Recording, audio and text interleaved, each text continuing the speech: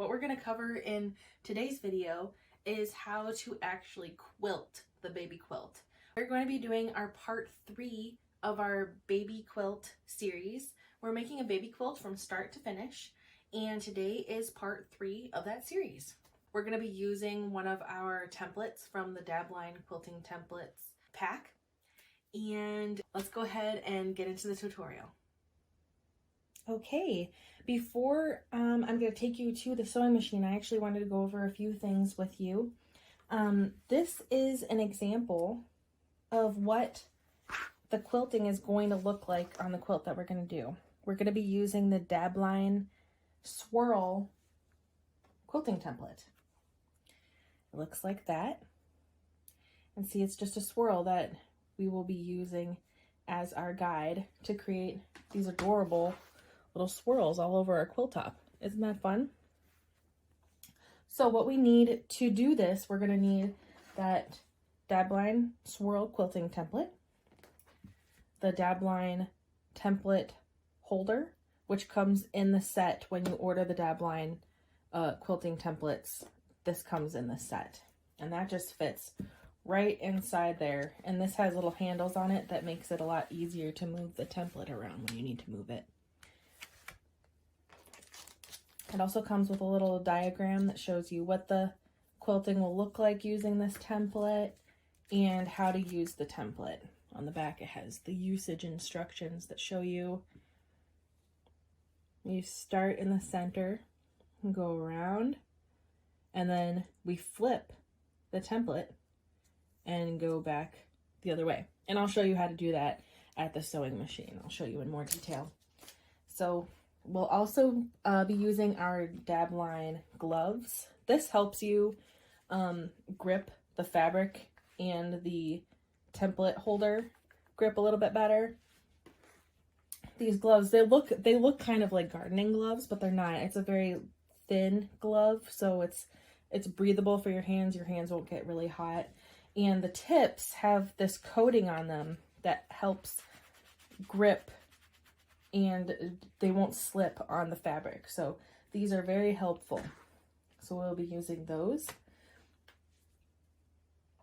And I'm also going to show you how to set up your sewing machine for free motion quilting. This is very important if you're going to be using these templates, that you use or you set up your sewing machine properly so it's easier to use these templates with your machine.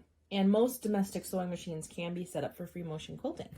So that's great. You don't have to spend $1,000 on a big fancy sewing machine. You can use your domestic sewing machine, and I'm going to show you how to do that. If you weren't able to see the other 2 steps of this series when we were actually creating this quilt top, when we were creating the quilt top, and then when we were putting the quilt layers together, if you didn't see those, go ahead and head over to our channel and you'll be able to see those. We'll also link those videos in the description box below. Okay, we are at the sewing machine. Before we turn the sewing machine on or do any kind of stitching on the quilt, we need to set the sewing machine up for free motion quilting. So the first thing we want to do, well, actually these can be done in any order. It doesn't have to be this, this, and this. Just all of these things need to be done for your sewing machine to be ready. Okay, so the first thing I'm going to show you to do is lower your feed dogs. So on my machine, there's a little tab that I just flip over, and now my feed dogs are lowered. The feed dogs are these little feet under here in the plate of the sewing machine that it kind of acts like a conveyor belt and pulls the fabric through as you're sewing.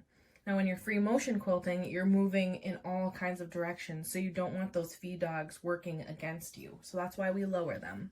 Some machines you cannot lower the feed dogs. In that case, they usually come with a little plate that snaps on over the feed dogs and allows you to do free motion quilting without the feed dogs interfering. So that's your first step. Then we want to switch our stitch length to 0. This is going to help you be completely in charge of the length of your stitches. It's going to take some practice when you're doing free motion quilting to begin with. Sometimes your stitches will be very close together and then there'll be a big long stitch and then but it's just going to take practice with the speed and everything. So I definitely recommend, before you start stitching onto your quilt, I would highly recommend doing a practice quilt sandwich. So like I did over here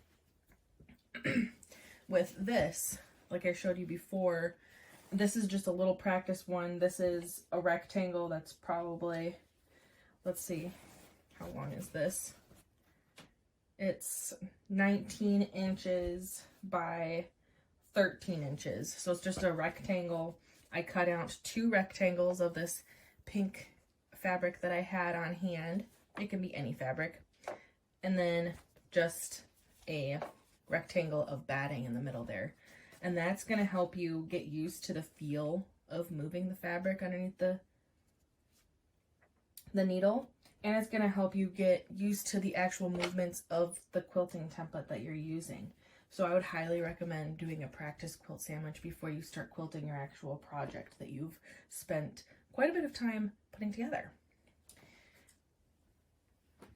So once we have our stitch length put to 0 and our feed dogs down, now we need to switch out our sewing machine foot.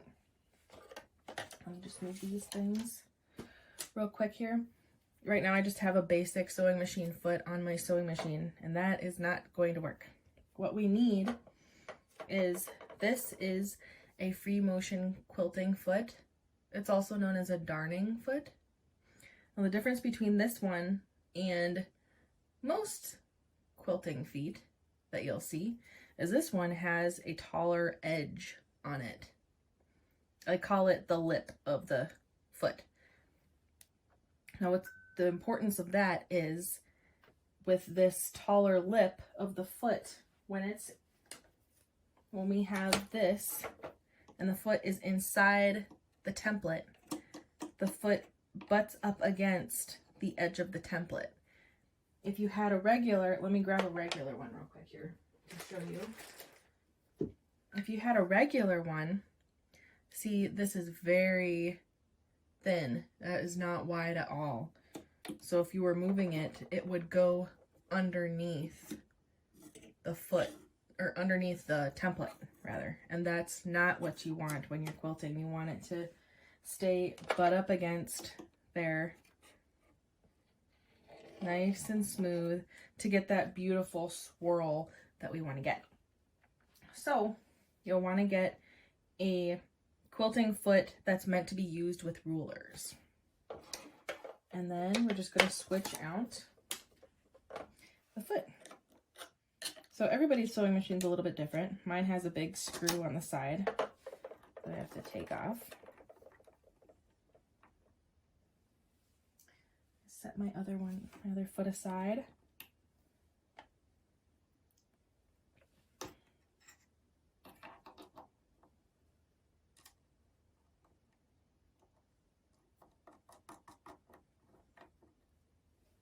And then tighten it with the screwdriver. You want to make sure that it's pretty tight so it's not loose, wibbly wobbly in there. That's not what you want when you're sewing. So now we've got our quilting foot for rulers on our sewing machine, got the feed dogs down, and our stitch length is 0. We are ready to start quilting. All right, let's do it. Okay, we've got our sewing machine set up and we are going to start quilting. So I'm just getting my gloves on right now. Got the Dabline gloves on. And I've got my template grip or holder and my swirl template. I'm going to place that. Well, let's get the quilt position first. I am going to start up here in the top left corner. That's going to be easiest for me. If you want to start in the right and work your way left, you can certainly do that. I like to start on the left and work my way right when I do this type of quilting. So I've got that up there. I'm gonna grab my grip and my template. And okay, if you look on the template, do you see this line that's going across, this center line? I'm going to line that up with my seam of the strip quilt. So I am going to choose this third seam down, and I'm going to line that line up, and that's going to help me stay aligned. So I'm going to move this as close to the edge as I can. I'm going to get that all lined up. My line is lined up with the seam. And the center of the swirl is going to be our starting point. So I'm going to get that there. Put my foot down. And then I'm just going to do a couple of stitches to be anchor stitches. I'm not going to move the template at all. All right, now my stitch is anchored in the quilt. Now we can start quilting. So you want to make sure that it stays nice and straight. And while you're moving, you're not moving just the template. You're moving the template and the quilt at the same time. So let's take it nice and slow. This isn't a race. You can take it as slow as you need to.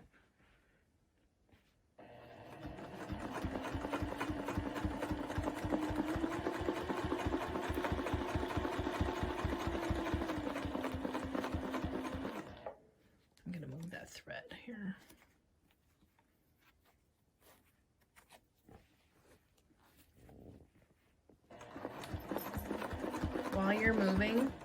While you're moving it underneath the needle, you want to make sure that the template edge is up against the ruler foot. That's going to help everything be nice and smooth.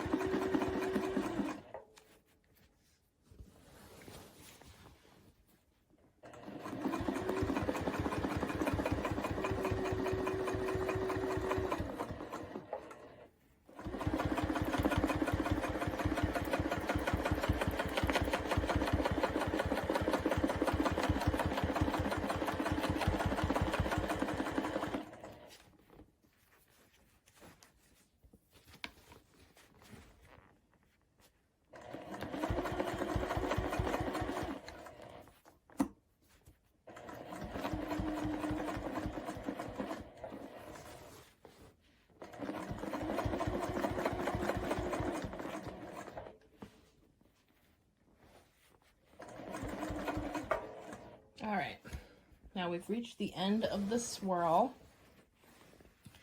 and we are going to turn the template. Now the way to turn the template is we can turn this entire thing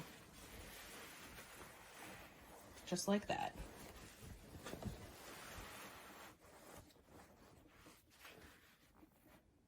When you turn it, you want to make sure again that that center line is lined up with that seam line that we lined up with before.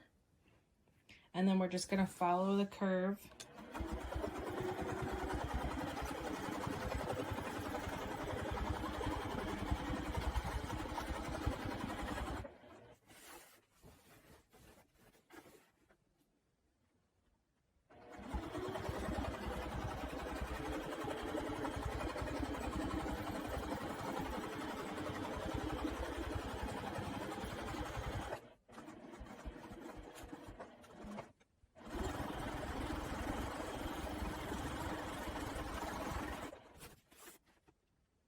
I've come to the end of this side of the quilt. So what I'm going to do is I'm just going to do the entire swirl, and then when we go to trim it, part of that will be trimmed off. But we want the swirls on the fabric. So I'll show you what I mean.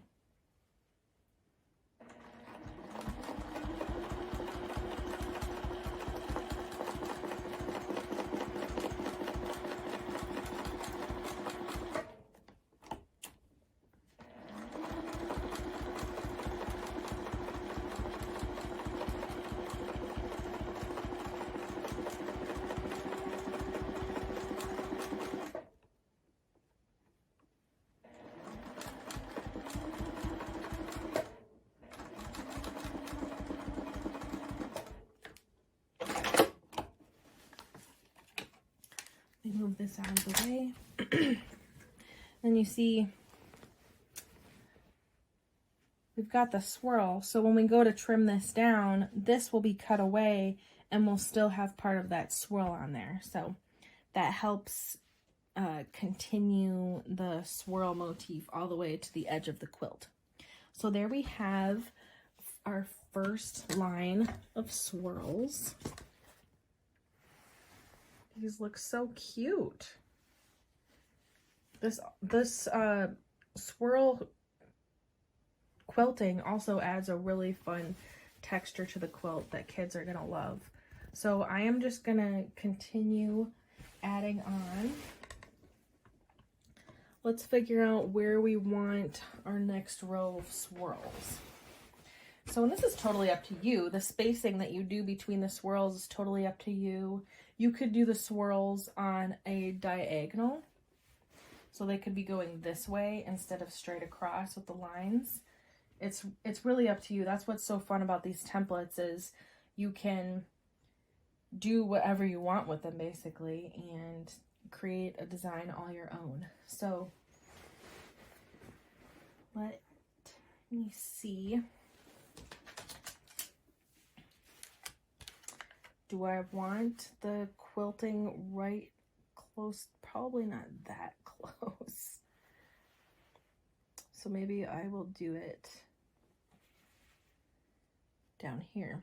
So I'm just gonna go from the seam that's closest to my stitches. I'm just gonna count down 3. So it's 1, 2, 3, and that's where I'm gonna line up my center line. And then I'm just going to repeat what I did for that first row, and I'm just going to continue that all the way down the quilt. So I will see you when this has all been quilted.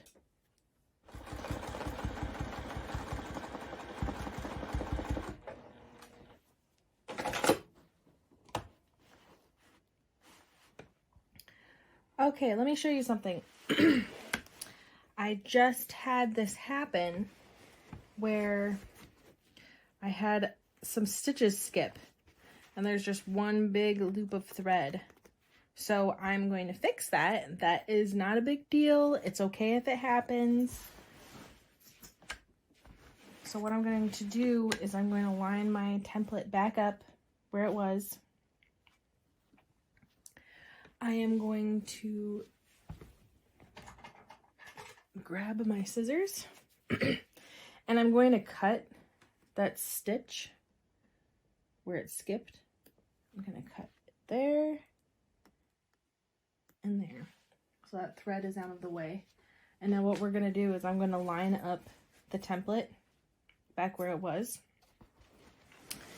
And I'm going to do some back stitches at the beginning and then bring it back around and do some back stitches here where the ending where I cut it. And then it'll be good as new. So I'm just gonna do a few back stitches, come forward, follow the template, and then match up with those stitches, and then back stitch.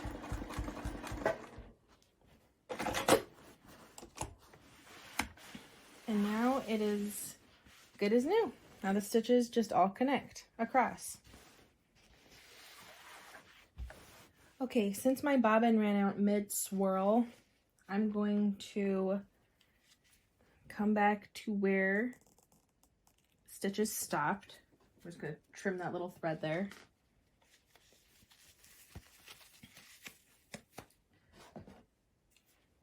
I'm going to line my template back up with the stitches that I've already done.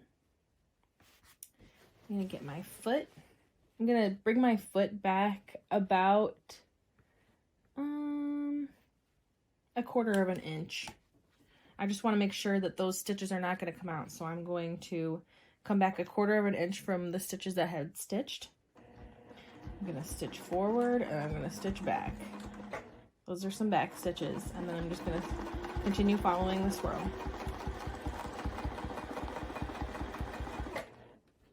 And then when you come back after you're completely done and we're trimming threads, we'll just trim that thread and it'll look perfect. So we'll just continue this swirl.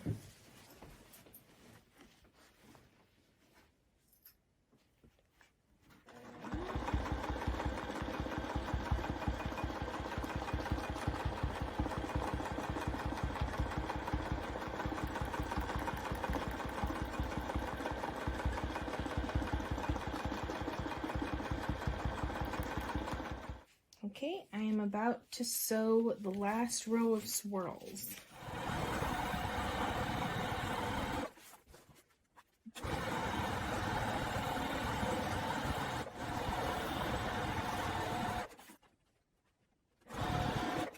And there we go. Let's check out the swirls and see how it looks. And here is the finished result. The quilt being quilted with that swirl template. Isn't that fun? Swirls are so cute. And it's such a fun texture for kids. I'll show you what the back looks like. Isn't that cute? All right, thank you so much for joining me today on quilting this baby quilt. Again, if you would like to join us for the rest of this series, go ahead and hit that subscribe button and the notification bell so you get notified when the next videos are released. Thank you so much again for watching this far. If you have any questions about the quilting templates or about any of the steps that I've described in this series, feel free to ask questions in the comments below. We'd be happy to help with anything that you may need help with. And have a great rest of your day.